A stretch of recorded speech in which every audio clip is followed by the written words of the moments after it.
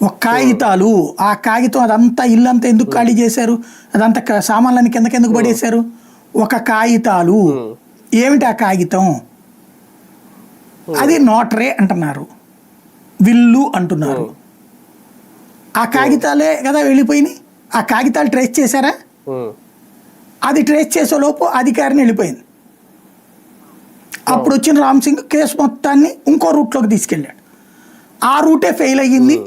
Case అయితే నమోదైంది, ఆ రూట్లోనే కేసు కట్టారు. కానీ అసలు అక్కడ మారిపోయింది కదా ఇష్యూ. దానివల్ల ఈ రెండింటి చూసింది కోర్టు. ఎందుకంటే ఆవిడ చేసిన తెలివైన పని ఏంటంటే, సుధారాణి అనేది ఉంది ఆవిడ పేరు, కోర్టులో సబ్మిట్ చేసింది తన రిపోర్ట్, దర్యాప్తు చేసిన రిపోర్ట్ కోర్టులో సబ్మిట్ చేసింది. లేదు సిబిఐ ఆఫీసు సబ్మిట్ చేస్తే నెక్స్ట్ వచ్చిన ఆఫీసర్ రచించి అవతల పడేసి కొత్తది రాయొచ్చు, నా ఇన్వెస్టిగేషన్ ఇదే ఫైనల్ అధికారి నేనే కాబట్టి అని. కానీ కోర్టుకు సబ్మిట్ చేసి వెళ్ళింది. దానివల్ల ఇక్కడ చిక్కుకుపోయింది ఇష్యూ.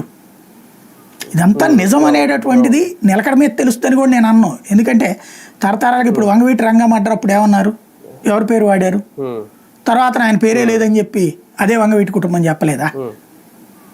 ఇట్లాగే ఉంటాయి మంది రాజకీయాల పరంగా. అంటే ఇప్పుడు దీనికి కూడా పరిటాల రవి కేసు ఉదహరించారంట. నిన్న పరిటాల రవి కేసులో ఇలాగే జరిగింది, కీలక సాక్షులందరూ కూడా మరణిస్తూ వచ్చారు. ఏమైంది ఆ తర్వాత? ప్రభుత్వం ఎవరు అధికారంలో ఉన్నారు, ఎందుకని ఏం చేయలేకపోయింది మరి ప్రభుత్వం? తెలుగుదేశం అధికారంలో ఉంది కదా.